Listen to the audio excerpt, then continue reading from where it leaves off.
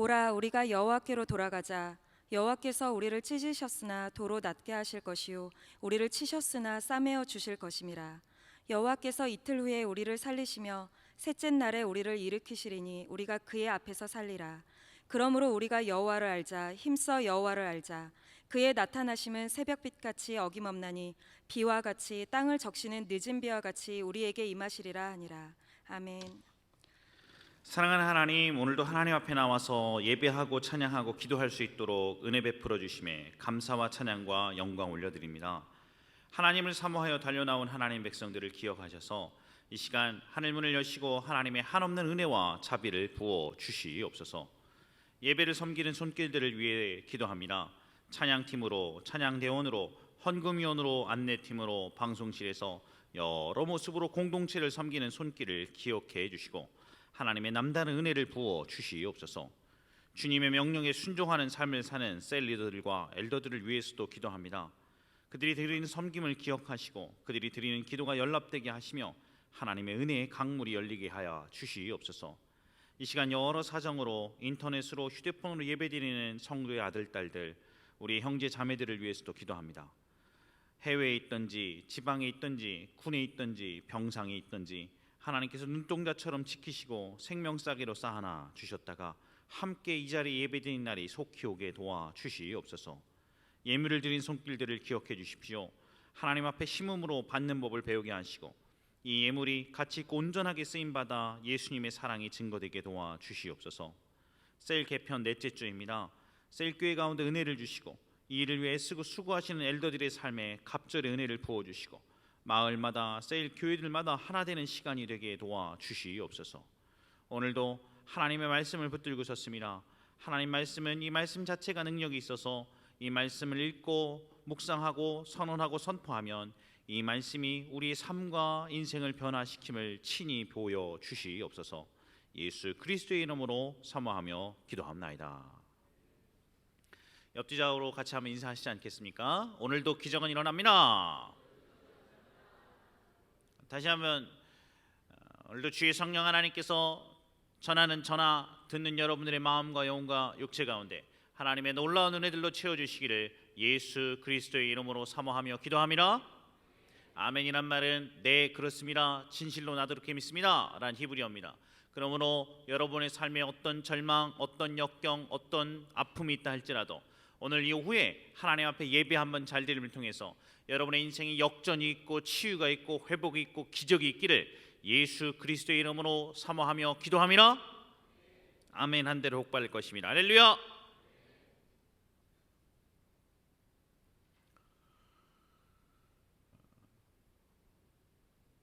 올림픽 역사상 한 개인이 가장 많은 금메달을 목에 걸은 사람이 있습니다.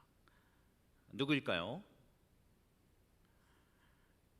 원래 개인전 금메달 13개는 말도 안 되는 기록이라고 합니다. 그동안까지 역사상의 최고의 기네스 신기록은 IOC 국제올림픽위원회에 따르면 통산 개인전 최다 금메달 수가 12개고 2000년 전 활동한 고대 스포츠였던 고대 올림픽 육상 선수 가운데 가장 뛰어났던 레오니다스 오브 로드 이 선수가 레오니다스 선수가 이제까지의 최고 기록이었다고 합니다.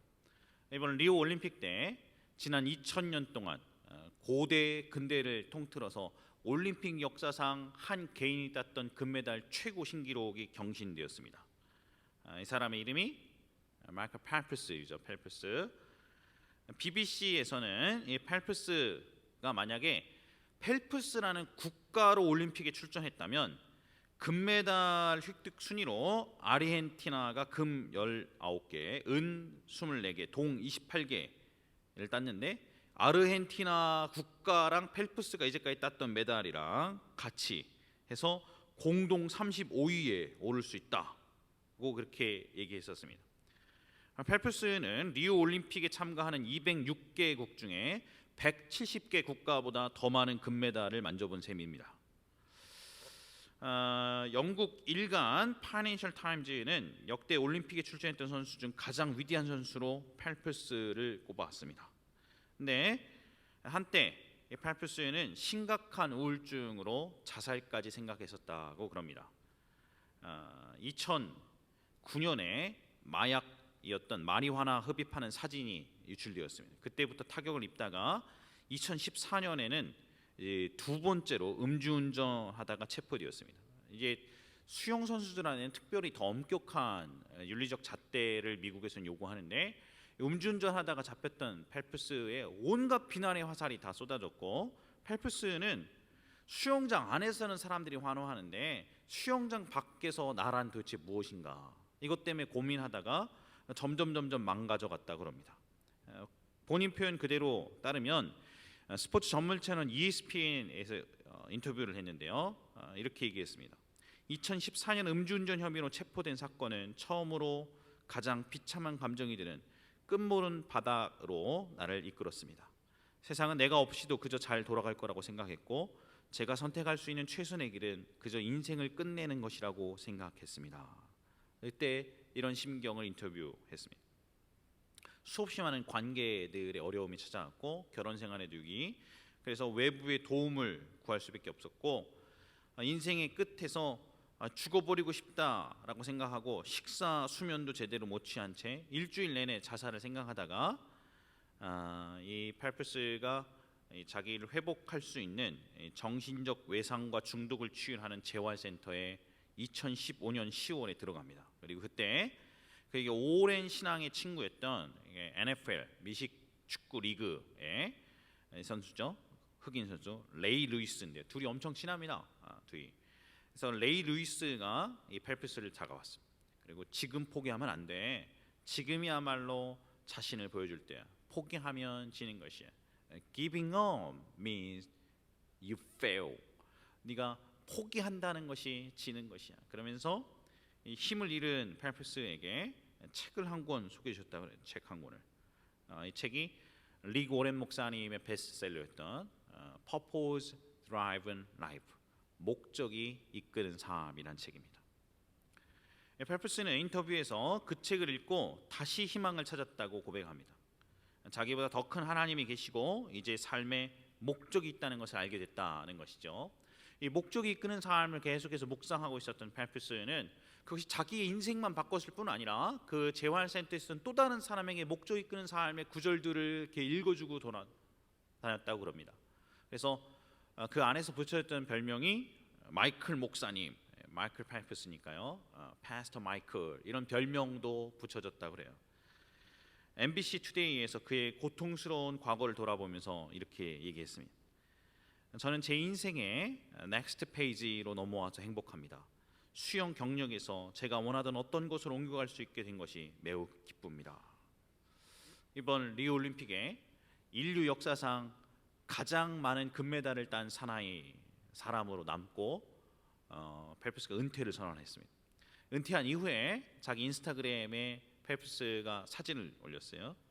이 사진이 553만 5천 개 좋아요가 받았습니다. 한번 볼까요? 슬라이드 7번. 아내랑 찍은 거고요. 그 다음 사진 은퇴하고 첫 번째 올렸던 사진입니다. 이 펠프스 인생을 바꿨던 책 목적이 이끄는 삶은 2002년에 발매되었습니다. 전 세계적으로 3천만 부 이상의 판매고를 올렸고 성경 다음으로 가장 많이 번역된 책 중에 하나라고 합니다. 지금도 여전히 스테디셀러이고 굉장히 많은 사람들이 이 펠프스의 ESPN 간증을 통해서 목적 이끄는 삶을 다시금 사고 있습니다. 저희 공동체도 우리 9월부터 우리 셀 리더님들, 엘더님들과 같이 매일 이 책으로 40일 동안 묵상을 시작하기로 했습니다. 어제 금요일 날 우리 마을 모임 때 이 책을 다 리더님께 나눠줬습니다. 못 받은 셀 리더분은 엘더님께 달라고 하시면 받을 수 있습니다. 그래서 9월부터 40일 동안 너무너무 좋습니다. 저도 지금 세 번째 하는 건데요. 목적 이끄는 삶에 얽힌 놀라운 기적적인 비하인드 스토리가 많이 있습니다. 이 일을 통해서 여러분들의 삶이 바뀔 거라 확신합니다. 부러우시고 같이 동참하기를 원하신다. 셀 리더를 하시면 되겠습니다. 셀 리더를. 결혼의 인도, 진로의 인도를 받는 법에 대해서 계속해서 시리즈로 하나님 말씀 나누고 있습니다. 저희는 인류 역사상 가장 많은 올림픽 금메달을 땄던 한 사람이 금메달이 행복한 결혼 생활, 행복한 선수 생활을 보장하지 않는다고 고백하는 것을 들었습니다. 펠프스는 그를 향한 하나님의 목적을 깨달았을 때야 비로소 그의 삶을 짓누르고 있던 우울증에서 벗어날 수 있었습니다. 마찬가지로 우리 인생을 향한 진정한 하나님의 목적이 있다고 생각합니다. 여러분이 우연한 존재가 아니고 내 인생에 목적이 있단 말이죠. 퍼포즈가 있단 말이죠. 그 퍼포즈가 무엇인지를 찾아내면 우리의 결혼 생활, 우리의 직장, 우리의 진로, 우리의 직업에 행복한 생활을 할 수 있을 텐데요. 우리는 어떻게 해야 우리 인생을 향한 하나님의 목적을 발견할 수 있을까요? 우리는 오늘 성경 본문을 통해서 세 가지 하나님의 음성을 같이 나누기를 원합니다. 첫째, 우리는 우리 인생을 향한 하나님의 목적을 알기 위해서 어떻게 해야 할까요? 그것은 인생을 걸고 하나님을 알라는 것입니다. 한번 따라서 하지 않겠습니까? 인생을 걸고 하나님을 알라. 오늘 본문을 다시 한번 읽어보겠습니다. 호세아서 6장 1절부터 3절 말씀인데요. 여러분이 한 절, 제가 한 절 같이 읽겠습니다. 시작.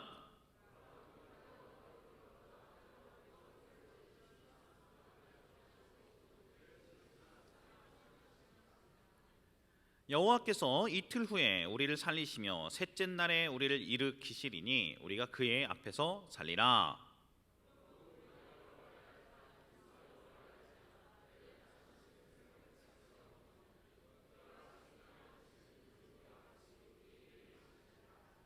아멘. 오늘 성경 본문은 호세아서의 6장입니다. 호세아서 말씀 같이 나눴던 거 기억나십니까? 여러분, 선지자 호세아는 신학생이었습니다. 근데 음란한 여자 고멜을 사랑해서 그녀와 결혼했는데 이 고멜이 신학생이었던 하나님의 종이었던 호세아를 배신합니다. 다시 찾아가서 그녀를 사랑하기로 결정하고 이러지 말자고 했는데 또 배신합니다. 그리고 찾아가서 이러지 말자고 했는데 또 배신해서 결국에는 창녀가 되었습니다. 창녀가 되었던 여인 고멜을 찾아가서 그녀를 부둥켜 안고 울고 다시금 용서하고 그리고 회복의 자리로 이끌고 그녀의 몸값을 다시 다 갚아줬다는 이야기가 호세아서의 전반부의 이야기였습니다. 그리고 이 고멜은 하나님을 떠난 하나님의 백성들 이스라엘을 상징하는 것이고 그녀를 끝까지 찾아가고 용서해주고 품어주었던 호세아는 그 이스라엘 백성을 사랑하는 아버지 하나님을 상징한다고 말씀드렸습니다. 호세아 전체에 호세아는 그의 삶으로 하나님 아버지의 마음을 대변합니다. 그리고 오늘 6장까지 오면서 이 하나님의 타오르는 강렬한 마음이 호세아를 통해서 절전하게 외쳐지고 있습니다. 호세 당시 이스라엘은 너무나 패역했습니다. 하나님 믿노라 했지만 하나님한테 한 발, 세상에 한 발 걸치고 그리고 하나님을 배반하고 하나님의 뜻과 상관없이 살았었습니다. 하나님의 사람들이 일요일날 예배 안 드렸던 거 아닙니다. 그때에도 성전에서 예배 드렸고 자기들 나름의 예배 의식을 갖고 있었습니다. 근데 예배 드린 것도 하나님의 뜻과 하나님의 법칙에 따라 드리는 것이 아니고 자기가 원하는 방식, 자기가 편한 대로 예배를 드리고 그리고 내가 하나님 믿노라 이렇게 얘기하면서 하나님을 자기식으로 생각하고 자기식으로 하나님을 믿었습니다. 그렇게 신앙생활을 했었습니다. 그러면서 하나님이 자기들에게 복 주시겠지, 하나님이 자기들에게 행복을 갖다 주겠지라고 착각하면서 살던 시대였습니다. 그 타락의 시대 한복판 하나님은 호세아 선지자를 번쩍 들어서 그렇게 살면 안 된다고 얘기하는 것입니다. 일요일날 예배 드리는 것 한 번 갖고서 신앙생활을 때우려 하면 안 된다. 너희들이 월요일부터 토요일까지의 삶은 나하고 괴리된 채 그냥 예배 한 번 찍고 돌아가는 것으로 나의 말씀, 나의 뜻, 나의 가르침, 나의 목적은 너희의 삶에 전혀 배어있지 않은 채 그냥 신앙을 예배 한 번 드리고 교회에 와서 한 번 찍고 가는 것으로 때우는 듯한 신앙, 그것이 어찌 나의 기뻐하는 신앙이냐. 호세아는 그렇게 우리에게 웅변하듯 가르쳐주고 있는 것입니다. 호세아는 이렇게 외칩니다. 이스라엘이여, 이스라엘인들이여, 예배당에 나오는 것으로 신앙 때우지 마십시오. 때로는 말씀에 감동도 하고 찬양 가운데 눈물도 좀 흘리고 때로는 깨달음도 좀 얻고 돌아가긴 하지만 그러나 여러분의 실제의 삶이 하나님과 전혀 상관없이 사는 것을 보고 하나님은 마음 아파하고 계십니다. 그러므로 이스라엘이여 하나님께 돌아오십시오. 하나님만이 여러분의 인생의 주인이시고 여러분을 향한 베스트를 알고 계시고 하나님이 여러분을 사랑하시고 여러분이 어떤 길을 걸어야 하고 어떤 삶을 살아야 하는지 가장 잘 알고 계시는 분이십니다. 사랑하는 여러분들이여, 일요일만 하나님께 얼굴 찍는 신앙 그만하고 여러분의 인생의 전 부분에서 하나님이 원하시는 것이 무엇인지 깨닫고 돌아오라 이스라엘이여 돌아오라. 그리고 유명한 6장 3절의 말씀은 이렇게 이야기하는 것입니다. 다시 한번 읽어보겠습니다. 6장 3절 시작.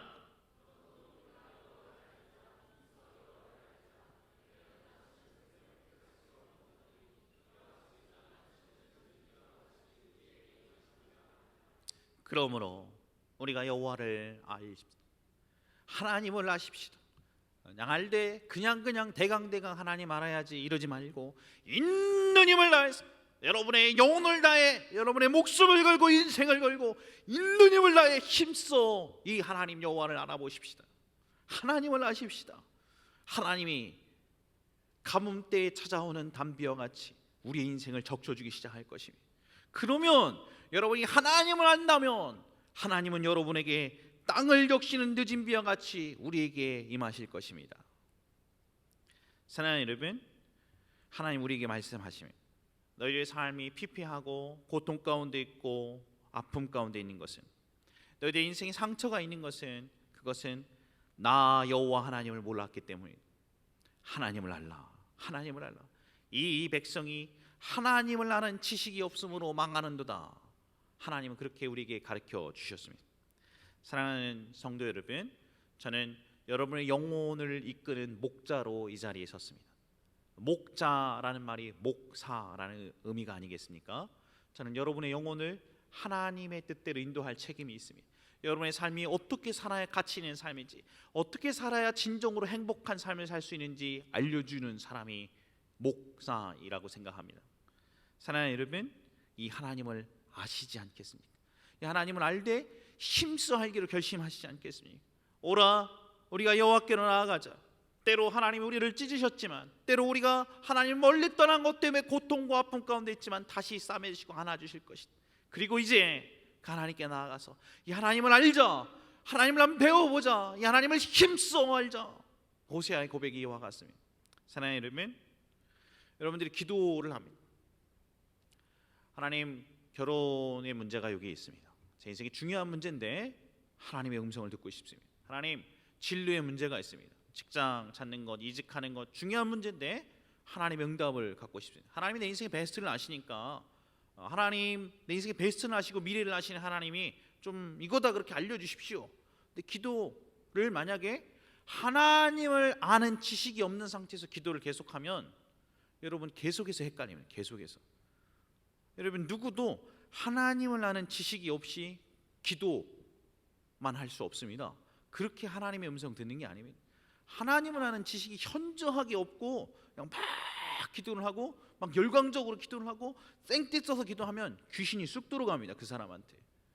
그래서 계속해서 하나님인 양 그 귀신이 말을 하고 그걸 하나님의 음성으로 착각하면 인생이 망하게 되는 것입니다. 여러분 기억하십시오.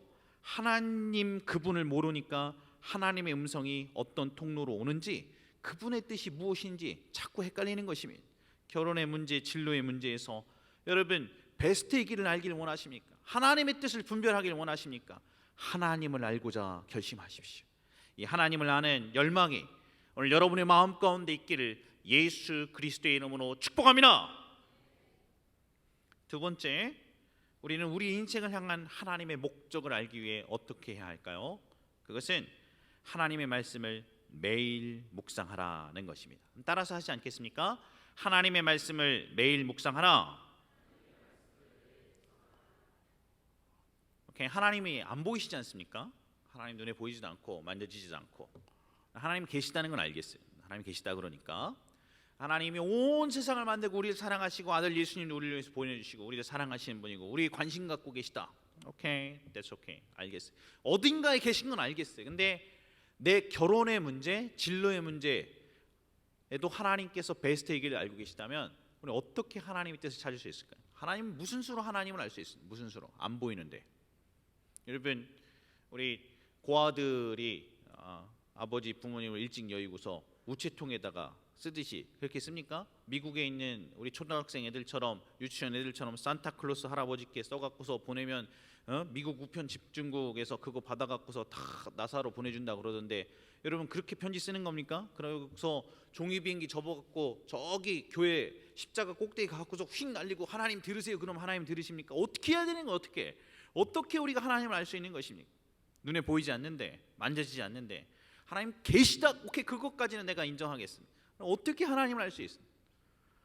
하나님의 말씀인 성경을 알아야 하나님의 말씀을 알아야 하나님을 알죠. 무슨 수로 성경 외에 하나님을 아는 방법이 있습니까? 성경 말씀 그 자체를 읽지 않고 이 성경 그 자체를 공부하지 않고 이 말씀을 묵상하고 이 말씀의 의미를 찾아서 매일매일의 삶에 적용하지 않는데 무슨 수로 하나님의 인도를 받을 수 있겠습니까? 불가능합니다. 여러분 제가 결혼할 때도 똑같이 했었습니다. 여러분 제가 하지 않은 거 여러분과 하라고 얘기하지 않습니다. 저희 인생에 중요한 만남이 있었을 때, 저희 인생에 중요한 결정이 있었을 때 저는 하나님의 음성을 성경으로부터 들어야 했었습니다. 이 하나님의 음성이 필요했습니다. 그 시점, 그 타이밍, 하필 그 순간에 내게 말씀하시는 하나님의 음성이 있습니다. 이 하나님의 말씀을 성경으로부터 내가 받지 않고 하나님의 말씀, 성경으로부터 내가 확증되지 않고 사인을 얻지 않고서 또 다른 중요한 결정으로 움직일 수 없었습니다. 여러분 하나님의 말씀이 영혼의 양식입니다.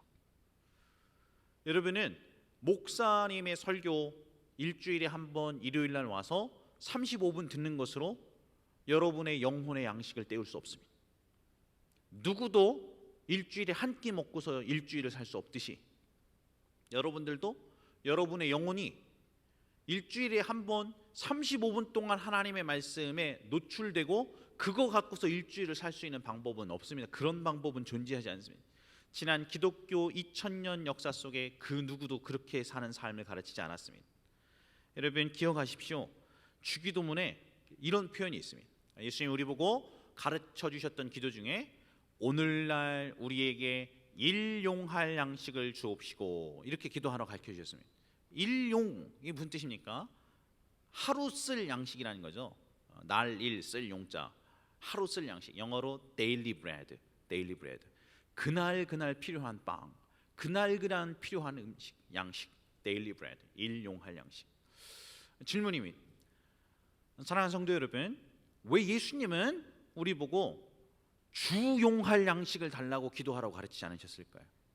왜 예수님 우리 보고 월용할 양식 달라고 기도하라고 그렇게 가르치지 않으셨을까요? 왜 예수님 우리 보고 너희는 이렇게 기도하라. 하늘에 계신 우리 아버지시여 이름이 거룩히 받으시며 나라의 임하옵시며 뜻이 하늘에서 이룬 같이 땅에서 이루어지이다.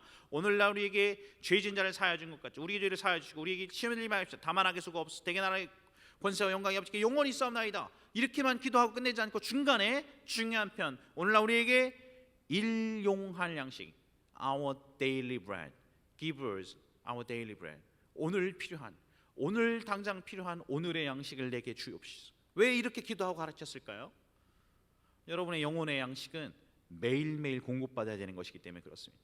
일주일에 한 번 설교 듣는 것으로 여러분의 영혼의 양식이 채워질 리가 없습니다. 그렇게 신앙생활하는 사람 여러분 잘못 사는 것입니다. 우리의 육체도 우리의 영혼도 그날 주시는 하나님의 양식이 필요한 거예요. 은혜의 양식이 이 말씀이 우리 영혼의 양식입니다. 여러분 이 말씀을 하루에 매일매일 4장씩 읽고 묵상하지 않고서 그날을 살아갈 수 있는 사람은 아무도 없는 것입니다. 국민일보에 이런 놀라운 기사가 하나 떴습니다. 지난 11일 한국 여자 양궁 국가대표 장혜진 선수가 브라질 리우에 있었던 삼보 드로무 경기장에서 개인전 시상식을 참가했습니다. 시상식에서 눈물을 흘리는 장면이 사진에 걸렸습니다. 애국가가 울려 퍼졌습니다. 여러분 이 장혜진 선수는 2012년 런던 올림픽 국가대표 선발전에서 4위로 밀려서 출전하지 못했었습니다. 4년 만에 장혜진 선수가 금메달 2개 땄습니다. 하나는 개인전, 하나는 단체전. 그리고 여자 양궁의 여왕으로 등극했다. 신문은 그렇게 이야기합니다. 그녀는 흐르는 눈물을 주체할 수 없었다. 여자 양궁 개인전 금메달 시상식에 오른 짱콩 장혜진의 눈물이 뺨을 타고 흘러내렸다. 뒤늦게 세계 최고의 자리에 올랐다는 기쁨이기도 했지만 흔들리지 않게 자신을 붙잡아준 그 무엇에 대한 감사의 눈물이었다. 이 장혜진 선수가 양궁의 사선에 설 때마다 머릿속으로 되뇌이는 성경 구절이 있다 그럽니다. 빌립보서 4장 13절. 내게 능력 주신 자 안에서 내가 모든 것을 할 수 있느니라. 따라서 하지 않겠습니까? 내게 능력 주신 자 안에서 내가 모든 것을 할 수 있느니라. 빌사일사입니다. 빌사일사. 우리 펜싱에서도 우리 금메달 땄던 선수가 I can do it, I can do it, based on this scripture. 이 성경 구절에 근거한 거 아닙니까? I can do everything through Him who gives me the strength. 내게 능력을 공급하시는 분 안에서 I can do everything. 난 뭐든지 할 수 있습니다. 사랑하는 여러분, 10초 안에 화살을 쏘야 되는데 그 규정 시간 동안에 장혜진 선수의 마음은 평화롭고 과감하게 발사한다 그럽니다. 입술까지 당겨있던 화살이 촥 날아갈 때마다 장혜진 선수의 아버지는 늘 한 발 한 발 집중해 쏘고 결과는 하나님께 맡겨라 그렇게 얘기했다 그럽니다. 여러분, 장혜진 선수는 2012년 런던 올림픽 때 4위로 탈락하면서 그렇게 많은 마음고생을 했었다 그럽니다. 그 어렵다는 한국 국가대표 선발전에서도 탈락하고 그러면서 끝까지 포기하지 않았습니다. 밤낮으로 양궁장에서 활시를 당겼습니다. 소속팀 LH 양궁단의 경기나 훈련이 없으면 집에서는 두문불출했다 그럽니다. 꽃다운 20대의 청춘이 그렇게 흘러갔지만 이 장혜진 선수의 곁에는 성경이 있었습니다. 하나님의 말씀 속에서 조용히 명상에 잠기는 일, 이루지 못한 꿈과 이에 대한 집착을 내려놓는 일, 삶의 모든 일을 하나님에게 감사하는 일, 그것이 그녀의 유일한 취미가 되었습니다. 국민일보는 이렇게 기록하고 있습니다. 그리고 그렇게 세계 대회보다도 더 어렵다는 한국 국가대표 선발전을 치르고 통과했습니다. 무릇 하나님께로부터 난 자마다 세상을 이기느니라. 세상을 이기는 승리는 이것이니 우리의 믿음이니라. 요한일서 5장 4절 말씀을 리우데자네이루로 떠나기 직전에 자신의 페이스북에 남겼습니다. 페이스북 하나 볼까요? 장희진 선수 금메달 따고선 뭐라고 썼는가? 사랑하는 하나님께 이 모든 영광을 돌립니다. 모든 영광을. 시상대의 가장 높은 곳에 서서 애국가가 흘러나오자 하염없이 눈물만 흘렸던 이 선수. 사람들은 이 돌아온 양궁의 여제 장혜진 선수에게 30 잔치가 시작되었다 이렇게 타이틀을 붙여 주었습니다.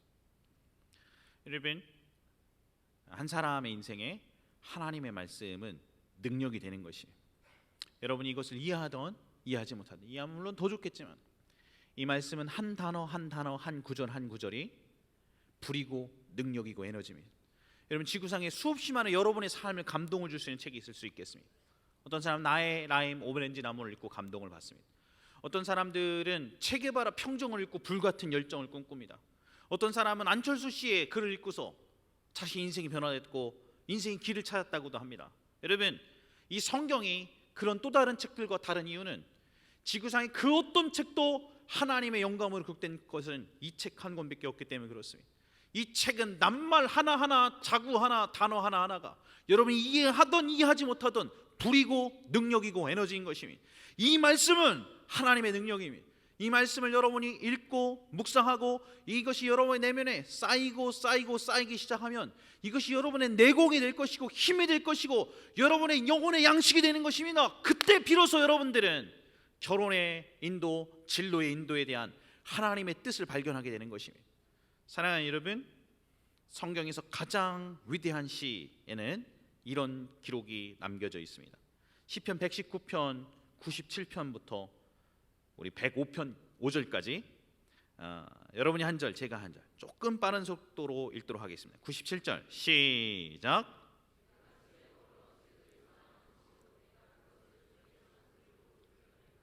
주의 계명들이 항상 나와 함께하므로 그것들이 나를 원수보다 지혜롭게 하나이다.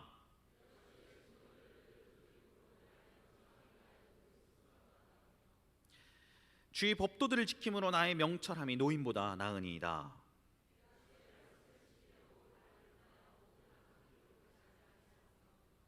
주께서 나를 가르치셨으므로 내가 주의 규례들에서 떠나지 아니하였나이다. 103절.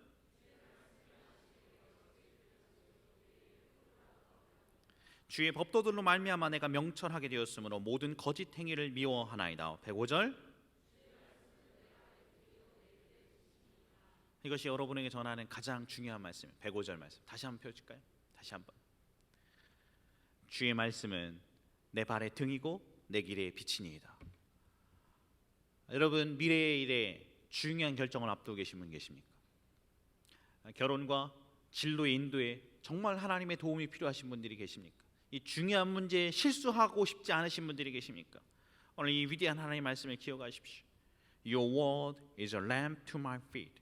주님의 말씀은 내 발의 등이요 and a light for my path. 내 길의 빛이니이다. 하나님의 말씀이 여러분의 결혼의 인도에, 진로의 인도에 등이고 빛이 되는 것입니다. 그러므로 사랑하는 여러분, 인생의 중요한 결정마다 그 순간 주시는 하나님의 말씀을 받으시길 바랍니다. 이 말씀이 여러분 내면에 쌓여 있어야 하는 것입니다. 한두 명을 본 것이 아닙니다. 하나님 말씀을 매일매일 4장씩 읽고 밑줄 그으면서 묵상하십시오. 그리고 기도하십시오. 그러지 않고 무슨 수로 하나님을 알 수 있겠습니까? 그리고 어떻게 하나님의 뜻을 발견하고 하나님의 인도를 받을 수 있겠습니까? 사랑하는 성도 여러분, 사랑하는 형제자매 여러분, 성경 묵상 없이 기도만 하는 사람들은 늘 헷갈릴 것입니다. 하나님 음성에 대한 분별력이 생길 리가 없습니다. 주의 말씀 묵상함에만 우리의 변화가 있는 것입니다. 그러면 결심하시길 바랍니다. 다시 성경을 펴드십시오. 그리고 다시금 매일매일 4장씩 하나님의 말씀을 밑줄 그어가면서 그리고 기도해가고 묵상하고 이것을 묵상하고 묵상하시길 바랍니다. 결심하십시오. 내가 매일매일 주의 말씀을 4장씩 읽고 묵상하리라. 하나님이 약속하셨던 daily bread, 일용할 양식을 여러분이 얻게 될 것입니다. 이러한 은혜가 여러분의 삶에 펼쳐지기를 예수 그리스도의 이름으로 축복합니다. 마지막 3번째입니다. 우리는 우리 인생을 향한 하나님의 목적을 알기 위해 어떻게 해야 될까요? 그것은 양육의 과정에 참여하라는 것입니다. 따라서 하실까요? 양육의 과정에 참여하라. 성경을 읽고 성경 말씀을 통해 우리는 하나님을 배우고 알 수 있는데요. 근데 문제가 좀 있습니다. 성경을 통해서 하나님을 아는데, 하나님 뜻을 분별해 가는데, 문제는 이 성경 그냥 툭 던져주고 전혀 모르는 초신자 보고 성경 읽으세요 이러면 성경이 어렵다는 것입니다. 여러분, 누군가가 성경에 대한 배경, 성경의 기록 목적들 하나하나들을 설명해 주지 않고 성경만 그냥 쭉 읽어갖고서는 잘 의미가 이해가 되지가 않습니다. 그래서 각 권들마다, 성경이 모두 66권이 같이 뭉쳐져 있는 책이니까요, 이 각 66권의 각 권들마다 어떤 배경 속에, 어떤 상황 속에, 어떤 컨텍스트 속에 기록되는지를 여러분이 배워야 합니다. 이걸 알아야, 지도도 보셔야 합니다. 지도 없이 성경을 무슨 수로 읽습니까? 지도 없이 어디가 어떻게 돌아가는지를 전혀 감이 안 잡히는데. 그래서 T 성서기관 하는 것입니다. 그래서 매 학기마다 여러분들을 위해 양육 과정들을 여는 것입니다. 슬라이드 14번 한번 보겠습니다. 제일 왼쪽에 여러분들 보실 때 우리 주황색으로 된 새가족반 친여자 성경 공부 알파가 저희 교회 멤버십 클래스입니다. 이 세 과정을 다 마치셔야 저희 교회 멤버가 될 수 있습니다. 목사님, 우리 아버지 장로님인데 우리 교회 10년 다녔는데 나 셋 중에 하나 빼먹었습니다. 뭡니까? 게스트. 멤버가 아니고 게스트. 여러분들이 교회를 아무리 오래 다니셨던 여러분의 아버지가 목사님이든 아무 상관, 우리 아버지 목사님이요, 우리 아버지 장로님이요, 소용없어요. 우리 교회 오실 수는 있고 예배는 참석하지만 우리 교회 멤버는 아니에요. 우리 가족은 아닙니다. 여러분, 이 세 과정을 마치셔야 우리 교회 멤버가 될 수 있습니다. 새가족반은 매 주일마다 열립니다. 매 주일마다 예배 끝나고 새신자 가정 5주 하니까요, 복음의 진수에 대해서 배울 수 있습니다. 새신자분들은 꼭 보내시고 여러분들이 전도한 VIP들도 새가족번호 보내주십시오. 그래야 복음의 진수를 배웁니다. 침례자 성경 공부는 원래 6월이랑 7월에 4주 과정인데 6월 달 한 번, 7월 달 한 번만 열리는데 이번에 특별히 9월 4일부터 우리 4주 동안 특별히 열리기로 했습니다. 우리 4시 30분부터 셀 리더 모임, 셀 교회 모임 끝난 다음에 최복선 선사님이 할 건데요. 가셔서 신청해 주시길 바랍니다. 알파가 드디어 열립니다. 알파가 9월 22일부터 10주 과정입니다. 한은찬 목사님, 우리 담임 목사님이 인도하시는데요. 여러분 알파 오면 호텔급 뷔페 식사가 나옵니다. 끝내주기 맛있습니다. 7시 30분, 5시 반까지 꼭 오셔서 이 과정을 마쳐야 우리 교회 멤버가 되기로 담임 목사님께서 선언하셨습니다. 그래서 작년이든 청년이든 우리 고등학생을 초과한 고등학생 넘어서 갖고 졸업하셨던 모든 성도인들, 20세 이상의 모든 성도들은 이 알파의 과정을 참석하셔야 합니다. 그리고 9월 학기 개강하는 T 성서개관이 있습니다. 8주인데요. 목요일 날 8시부터 9시 반까지 합니다. 최부수 전사님이 하고 이번 2학기는 신약 성서개관입니다. 1학기가 구약 성서개관이고요. 그리고 목요일 날 역시 최복사 전사님이 1대1 제자 양육 제자반을 개설합니다. 그동안 제가 했었는데요. 이번에 이거 최복사 전사님께 넘겨주기로 결정했습니다. 한 5개월 동안 할 건데 목요일 날 8시부터 10시 15분까지 정도 할 겁니다. 1대1 제자 양육은 침례제자 성격 공부 마치고 알파 마친 사람만 이 과정 신청할 수 있습니다. 목사님, 알파 이번 학기 신청하고 같이 들으면 안 됩니까? 같이 듣는 사람은 듣게 같이 듣는 사람. 어쨌든 알파 안 마치면 이 과정 들을 수가 없어요. 그리고 저는 이 과정을 드디어 개설하게 됨을 영광스럽고 기쁘게 생각합니다. 제 목회 승부를 이 과정에 한번 걸려고 생각합니다. 우리 정령 공동체 이렇게 중요하게 생각했던 제자반을 전사님께 넘겨드리고 전사님이 하도록 하고 제가 이번 학기부터 9월 달에 8주 과정 셀 리더 학교를 열려고 합니다. 제 목회 사역의 승부를 여기에 걸고 오픈하는 것입니다.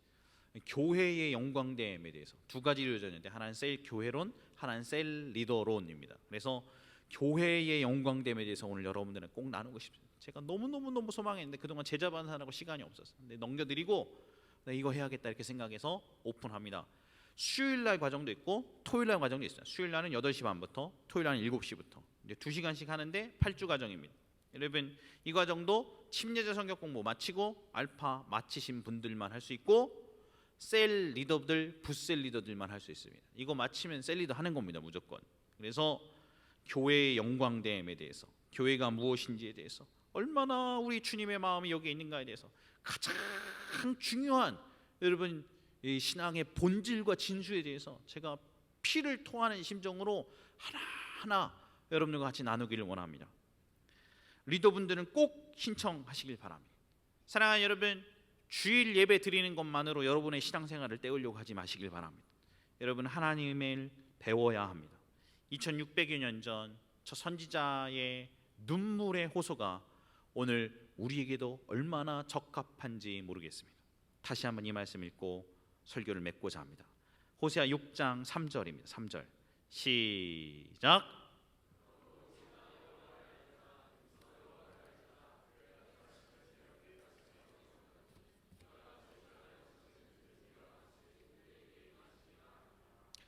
오늘 시간에 좀 특별한 순서를 갖고 싶습니다. 우리 지난 6개월 동안 우리 제자반 마친 우리 김민주 자매님을 나오셔서 우리 간증하도록 하겠습니다. 나오실 때 하나님께 영광이 되고 우리 자매에게 격려가 될 수 있도록 박수로 맞이하도록 하겠습니다. 네, 안녕하세요. 2016년 1학기 제자반을 졸업을 앞두고 있는 김민주라고 합니다. 그리고 아영마을의 민주셀과 행복한 예배를 섬기고 있습니다. 저는 28년이라는 시간이 지나 예수님을 만난 지 1년 정도밖에 되지 않은 초신자입니다. 짧지만 하나님의 계획하심으로 교육과정에 참여하게 되었고 제자반을 통해 예수님과 함께한 믿음의 시간 속에서 받은 마음을 여러분과 나누고자 이 자리에 나오게 되었습니다. 저는 유치원 시절 엄마의 강요로 한두 번 교회를 가본 적은 있지만 천주교 모태신앙이었던 아빠를 따라서 초등학교 시절 믿음도 없이 세례를 받았습니다. 어린 나이였고 항상 종교의 선택은 타인에서 이루어졌던 터라 주의를 지키기는커녕 하나님이 누구인지 알지도 못한 채 살아왔습니다. 어렸을 때부터 저는 참 잘 웃고 밝은 아이라고 불렸습니다. 그런데 지금 돌이켜보면 청소년기부터 참 외로운 삶을 살았던 것 같습니다. 제 특기가 소리 없이 우는 일이었으니까요. 어렸을 때부터 해외 출장이 많고 무서웠던 아빠 때문에 항상 집에서든 밖에서든 모범적으로 사는 모습을 보여줘야만 했습니다. 그리고 사춘기 시기에 친구들과의 불화로 자존감은 한없이 낮아지기만 했습니다. 그 이후로 저는 제 속내를 이야기하는 방법을 전혀 모르고 누군가 어울리기보다는 집에서 불을 꺼놓고 울면서 하루하루를 보낸 적도 많았습니다. 어차피 내 마음을 알아주는 사람은 없고 혼자 사는 인생이다. 이렇게 항상 마음은 결핍투성이었지만 남에게 보여지는 것은 중요해서 밝은 척, 괜찮은 척 하면서 살았던 것 같습니다. 그럴수록 저는 불필요한 욕심을 부리거나 중요하지 않은 물질, 학벌, 일과 명예들을 우상마냥 쫓으며 살았습니다. 결국 가진 것은 아무것도 없었고 항상 부족하고 답답한 마음에 진정한 행복인지 무엇인지 모르고 외롭게만 살아왔던 것 같습니다. 그렇게 20대를 살아가던 중 2014년 11월 하늘비전교회 전도축제에 오게 되었습니다. 사실 신앙에 대한 생각보다도 단지 좋아하는 사람이 다니는 곳이 어떤 곳인지 궁금함으로 참석하게 됐습니다. 처음 제가 나와서 들었던 목사님의 말씀은 로마서 5장 8절, 우리가 아직 죄인 되었을 때 그리스도께서 우리를 위하여 죽으심으로 하나님께서 우리에 대한 자기의 사랑을 확증하셨느니라 였던 것 같습니다. 집에 돌아와서 연말 내내 이 말씀이 정말 많이 생각이 났습니다. 나는 껍데기만 있지 속으로는 아무것도 가진 것이 없는데 누구시길래 날 위하셨다고 하실까? 아무도 날 위해주는 사람이 없고 드러내기 싫은 죄도 많은 난데 왜 죽으심으로까지 날 위하셨을까? 너무 궁금하더라고요. 그렇게 시간이 지나고 2005년 1월 누구의 권유도 없이 홀로 예배를 드리기 시작했습니다. 주일에 놀기에 바빴던 저인데도 하나님이 너무 궁금해서 한 주 한 주 빠지지 않고 주일을 지키기 시작하면서 주님을 빨리 만나고 싶고 갈급했고 너무 보고 싶었습니다. 목사님이 말씀하시는 것 그대로 이편한셀, 알파, 침례자 성경 공부, 쉬지 않고 양육 과정에 참여하였습니다. 이렇게 교육 과정을 통해서 전반적인 개념을 잡히긴 했지만 제자반을 하기 전까지만 해도 제 신앙의 깊이는 참 얕았던 것 같습니다. 얼마 되지 않아서 그렇다고 얘기해 주시는 분들도 많았지만 신앙은 시간을 비례하는 것이 아니라는 생각이 들었습니다. 주일에 교회에 와서 형식적으로 헌금을 내고 마음의 감동을 받고 좋은 말씀을 듣는 것만으로는 신앙이 자란다는 느낌이 전혀 들지 않았습니다. 그리고 시간이 지날수록 저도 모르는 이상한 갈증만 생겼죠. 그때 예수님에 대해 진지하게 알아보며 제자된 삶을 살아보자는 목사님의 말씀에 제자반을 결심할 수 있었고 제 신앙생활의 다른 터닝 포인트가 될 거라는 기대를 했습니다. 제자반을 신청해 두고 나서 사실 걱정이 참 앞섰습니다. 신앙도 저기 바닥 밑에 있는 내가 과연 잘할 수 있을까? 마음에 계속 가기 싫다는 생각이 들더라고요. 그렇지만 한편으로는 하나님께서 제자반을 내가 꼭 필요해서 불렀겠지? 라는 교만도 있었던 것 같습니다. 그런 과정 가운데 3월 첫 제자반 수업이 시작되었고 저는 정말 많은 충격을 받게 되었습니다. 함께 제자반을 하는 친구들을 보면서 이렇게 열렬하게 하나님을 사랑하는 사람이 많구나 라고 느꼈고 제자반에 내가 필요해서가 아니라 그런 부족한 나를 그 자리에 보내셔서 뭔가를 보여주시려고 하셨다는 걸 깨달을 수 있었습니다. 그리고 제자반을 참석하면서 질투심도 많이 느꼈는데요. 나도 저 친구들처럼 날마다 감사하고 싶고 뜨겁게 하나님을 사랑하고 싶고 기뻐하고 싶고 음성을 듣고 싶다라는 도전이 생기더라고요. 그때 벌금 때문에 무서워서 했었던 말씀 묵상 중에서 저는 주님이 주신 음성을 정확히 들을 수 있었습니다. 누가복음 19장 예수가 보고 싶어서 나무 위에 올라간 삭개오 이야기인데요. 사람들이 죄인의 집에 들어간다면서 수군거려도 예수님은 삭개오에게 오늘 내 집에 유하여야 하겠다라고 하셨던 것을 보면서 나한테 하시는 말씀이구나 라고 느낄 수 있어서 너무 짜릿했습니다. 그동안 묵상을 억지로 했기 때문에 제 안에 말씀이 남아있지 않았었는데 이렇게 묵상을 통해서 당시 내 상황, 마음, 계획 모든 부분에 하나님이 편지를 써주는 것 같았습니다. 놀라울 정도로 저한테 꼭 하고 싶은 말씀을 해주셨고 제가 깨달아야 될 부분들이 많았습니다. 이렇게 저는 제자반을 통해 예수님과 밀접한 관계를 만들어갈 수 있었습니다. 이렇게 말씀의 중요성을 알아가고 기도, 교제, 성령 충만 아주 체계적이고 순서적으로 그리스도가 다스리시는 삶 안으로 들어갈 수 있었습니다. 제자반을 마치면서 단순히 주일에 한 번의 예배로 뜨거운 눈물의 찬양과 기도로 받은 감동만으로는 하나님과 오래도록 깊은 관계를 유지시킬 수 없다는 걸 깨달았습니다. 난 예배를 빠지지 않는데 기도도 꾸준히 하는데 왜 음성을 안 주시지? 라는 의문이 풀렸습니다. 제가 못 보고 있었거든요. 하나님은 말씀을 통해 응답해 주셨고 그 말씀에 순종하고 반응하니까 제가 있는 곳이 천국이고 영생의 시작인 것을 알 수 있었습니다. 이렇게 하나님을 통해 받은 값없는 은혜 속에서 저는 항상 불안하고 조급했던 마음이 편안해지고 모든 일에 하나님의 백그라운드가 있다는 믿음에 자신감이 생기기 시작했습니다. 저는 부모님이 주시는 사랑도 직장도 친구들도 달라진 게 아무것도 없습니다. 하지만 저는 너무 행복합니다. 하나님을 통해 진정한 행복의 의미를 찾았고 이러한 삶을 허락하신 분과 함께라서 자신감이 생기고 감사한 마음으로 하루하루를 살아가고 있는 김민주라는 사람이 달라졌기 때문입니다. 이제 저는 이전과 같이 살 수 없습니다. 단 6개월의 짧은 시간이었지만 하나님은 갓난아기 같은 저를 너무나 자상하고 쉬운 방법으로 가르쳐 주셨습니다. 이번 9월 2학기 양육과정이 시작된다고 합니다. 침례자 성경 공부 알파 코스 T 성경괴간 양육 제자반 셀리더 학교까지 아까 목사님이 말씀하셨던 것처럼 훈련됨 없이 신앙생활의 균형을 맞추기가 너무 어렵다는 걸 저는 너무 잘 알고 있습니다. 여러분도 양육과정 하나하나에 저와 함께 하셔서 하나님 앞에 변화된 삶을 살아가셨으면 좋겠습니다. 마지막으로 주님의 말씀에 너무나 큰 도움을 주신 목사님과 큰 힘이 되어준 동명 오빠, 성지 오빠, 성은이, 효진이, 세롬이에게 고맙단 말을 전하고 싶습니다. 지금까지 부족했던 제 이야기를 들어주셔서 감사합니다.